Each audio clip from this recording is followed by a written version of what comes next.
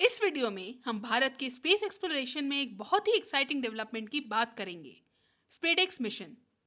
इसरो का ये mission space technology में एक मेजर माइलस्टोन है। स्पेडेक्स मिशन क्या है और ये इतना महत्वपूर्ण क्यों है, चलिए डिस्कस करते हैं। स्पेडेक्स का फुल फॉर्म है space docking experiment. Full form से आप समझ गए होंगे कि इस मिशन में भारत स्पेस डॉकिंग को अचीव करने का प्रयास कर रहा है। स्पेस डॉकिंग क्या होती है, एक आसान से एग्जाम्पल से समझते हैं। हम सब ने कभी न कभी जिक्सॉ पजल खेला होगा या देखा होगा। इसमें हमारे पास बहुत सारे पीसेस होते हैं जिन्हें जोड़कर हम पजल को कंप्लीट करते हैं।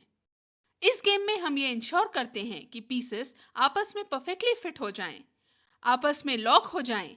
हम इस प्रकार पीसेस को आपस में कनेक्ट करते हैं। तो स्पेस डॉकिंग में बस ये समझ लीजिए कि यही काम स्पेस में हो रहा है। पजल की पीसेस की जगह स्पेस व्हीकल्स को आपस में कनेक्ट किया जाता है। ये काफी कॉम्प्लेक्स प्रोसेस होता है क्योंकि ये काम पृथ्वी से हंड्रेड्स ऑफ किलोमीटर्स ऊपर माइक्रोग्रेविटी एनवायरनमेंट में हो रहा है। स्पेस व्हीकल्स जो बहुत तेज गति से मूव कर रहे हैं, उन्हें एडवांस सेंसर्स और थ्रस्टर्स की मदद से स्लो डाउन किया जाता है और काफी प्रिसाइसली कनेक्ट किया जाता है।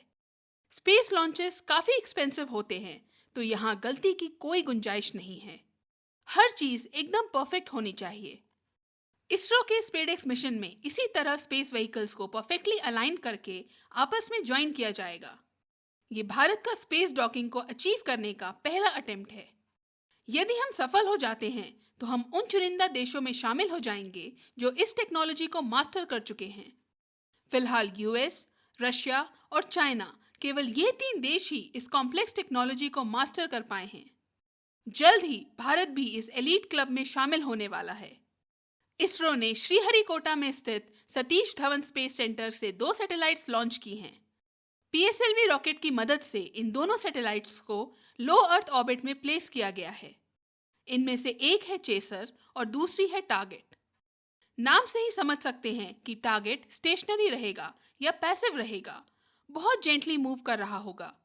उसके पास डॉकिंग पोर्ट्स होंगे जो चेसर को एक्सेप्ट कर सकें। चेसर टारगेट को एक्टिवली अप्रोच करेगा, ऑटोमेटेड सिस्टम्स और थ्रस्टर्स की मदद से उसे प्रिसाइसली अलाइन किया जाएगा और फाइनली उसे टारगेट से कनेक्ट किया जाएगा। यहाँ सारी कठिनाई इस बात की रहती है कि चेसर और टारगेट के डिस्टेंस को इस तरीके से कम किया जाए, इस तरीके से केयरफुली प्लान किया जाए कि ये आपस में कोलाइड ना करें, जेंटली आकर कनेक्ट हो जाएं। यहाँ जरा सी भी चूक हो जाने पर ये आपस में कोलाइड करके डिस्ट्रॉय हो जाएंगी। तो अभी इसरो ने सक्सेसफुली चेसर और टारगेट सैटेलाइट्स को ऑर्बिट में प्लेस कर दिया है और ये एस्टिमेटेड है कि 7 जनवरी को फाइनल डॉकिंग होगी। यदि स्पेस डॉकिंग सक्सेसफुल हो जाती है तो ये स्पेस टेक्नोलॉजी में भारत का एक ग्राउंड ब्रेकिंग अचीवमेंट होगा। लेकिन क्यों? माना कि ये टेक्नोलॉजी काफ़ी कॉम्प्लेक्स होती है, लेकिन सवाल ये उठता है कि स्पेस डॉकिंग इतनी महत्वपूर्ण क्यों है? इसका क्या सिग्निफिकेंस है? क्यों स्पेडेक्स मिशन को भारत के भविष्य के मिशंस के लिए एक स्टेपिंग स्टोन कहा जा रहा है? चलिए समझते हैं। सबसे पहले तो समझ लीजिए कि इसकी रिक्वायरमेंट क्यों है। देखिए, यदि स्पेस में बड़े और हेवी इक्विपमेंट हमें भेजने हो तो उन्हें एक बार में तो हम लॉन्च कर नहीं सकते। हमारे पास जो रॉकेट्स हैं वो कितना मैक्सिमम पेलोड कैरी कर सकते हैं, उसकी एक लिमिट होती है। अगर इक्विपमेंट उससे ज़्यादा हेवी होगा तो रॉकेट उसे एक बार में कैरी नहीं कर पाएगा। दूसरा, जितना हेवी पेलोड होगा उसे अर्थ के ग्रेविटेशनल पुल को एस्केप करने के लिए उतना ज़्यादा थ्रस्ट लगेगा। पृथ्वी की ग्रेविटी को ओवरकम करने के लिए उतनी ज़्यादा एनर्जी लगेगी, उतना ज़्यादा फ्यूल लगेगा। फिर स्ट्रक्चरल कॉन्स्ट्रेंट्स भी आएंगे।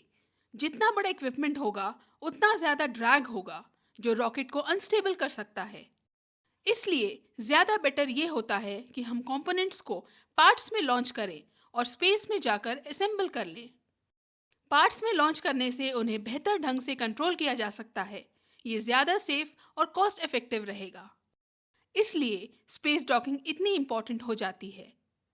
एक एग्जाम्पल दूं तो इंटरनेशनल स्पेस स्टेशन को बिल्ड करने में भी स्पेस डॉकिंग का इस्तेमाल किया गया था। इसके एक एक पीस को सेपरेटली लॉन्च किया गया था और फिर इन मॉड्यूल्स को स्पेस डॉकिंग की मदद से असेंबल किया गया था। चाहे लैबोरेटरीज हों, एस्ट्रोनॉट्स के रहने की जगह हो, इवन सोलर पैनल्स हों, इन सब को इंडिविजुअली लॉन्च किया गया था। तब जाकर के वो स्ट्रक्चर तैयार हुआ था जिसे हम इंटरनेशनल स्पेस स्टेशन कहते हैं। और आज देखिए, हम इंटरनेशनल स्पेस स्टेशन की मदद से माइक्रोग्रेविटी एनवायरनमेंट में तरह तरह के एक्सपेरिमेंट्स कंडक्ट कर पाते हैं, अर्थ और स्पेस को ऑब्जर्व कर पाते हैं, ये स्टडी कर पाते हैं कि किस प्रकार ह्यूमंस लंबे समय तक स्पेस में रहकर काम कर सकते हैं, जिससे मून और मार्स मिशंस में हेल्प होती है। ये सब स्पेस डॉकिंग टेक्नोलॉजी की वजह से संभव हो पाया है। तभी भारत भी ये प्रयास कर रहा है कि 2035 तक खुद का स्पेस स्टेशन बनाए, जिसका नाम होगा भारतीय अंतरिक्ष स्टेशन।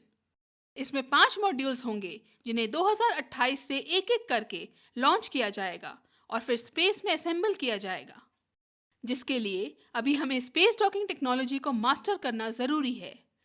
और इसलिए स्पेसएक्स मिशन हमारे लिए बहुत क्रूशियल है। देख रहे हैं हमारे वैज्ञानिक कितनी प्लानिंग के साथ आगे बढ़ते हैं। इसलिए बहुत आवश्यक है कि हम सब ऐसे एक्स्ट्रॉर्डिनरी काम के बारे में जानें और इसे अप्रिशिएट करें। एक अच्छे समाज का निर्माण करना है तो हमें इस तरह की चीज़ों को ट्रेंडिंग में लाना होगा।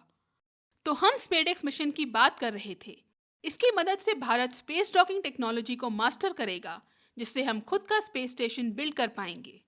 चाइना ऑलरेडी 2 साल पहले अपना खुद का टिएंगोंग स्पेस स्टेशन बना चुका है। रशिया भी तेजी से अपना खुद का स्पेस स्टेशन बिल्ड करना चाहता है। हर एक देश चाहेगा कि उसका एक अपना इंडिपेंडेंट स्पेस स्टेशन हो, ताकि वो सेल्फ रिलायंट बन सके, अन्य देशों पर डिपेंडेंसी कम हो। जियोपॉलिटिकल टेंशन्स के चलते कई बार देश स्ट्रेटेजिक ऑटोनॉमी प्रेफर करते हैं और इंटरनेशनल कोलैबोरेशन पर रिलाय नहीं करना चाहते हैं। अपना खुद का स्पेस स्टेशन होगा तो अपनी खुद की स्पेसिफिक रिसर्च को प्रायोरिटी दे पाएंगे। इंटरनेशनल पार्टनर्स की तरफ से कोई रेस्ट्रिक्शंस फेस नहीं करने पड़ेंगे। जो भी साइंटिफिक डेटा और ब्रेक थ्रू मिलेगा वो पूरी तरह से अपना होगा। इससे ग्लोबल स्टेज पर इन्फ्लुएंस बढ़ेगा। नेशनल सिक्योरिटी ऑब्जेक्टिव्स के लिहाज से भी ये काफ़ी इंपॉर्टेंट है। अर्थ मॉनिटरिंग और डिफेंस से related critical missions carry out किए जा सकते हैं, जो काफ़ी स्ट्रेटेजिकली एडवांटेजियस साबित हो सकते हैं।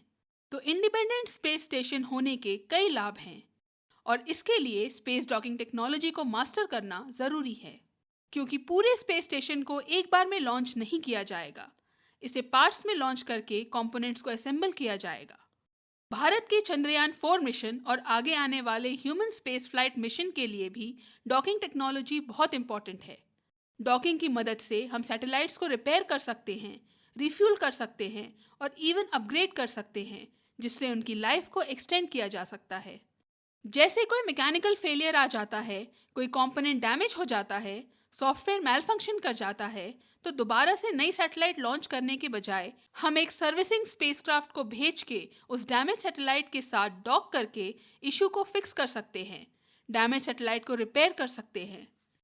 इससे मैसिव कॉस्ट सेविंग होगी। नई सैटेलाइट लॉन्च नहीं करनी पड़ेगी, एग्जिस्टिंग मिशन की ही लाइफ बढ़ जाएगी।